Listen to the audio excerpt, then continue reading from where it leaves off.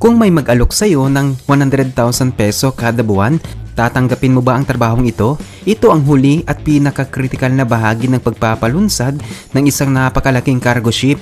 Gumagamit ang mga manggagawa ng napakainit na torch para putulin ang makakapal na kadena na humahawak sa barko sa pwesto nito. Kapag naputol na ang mga kadena, malaya nang gagalaw ang barko at dahan-dahang dudulas papunta sa tubig.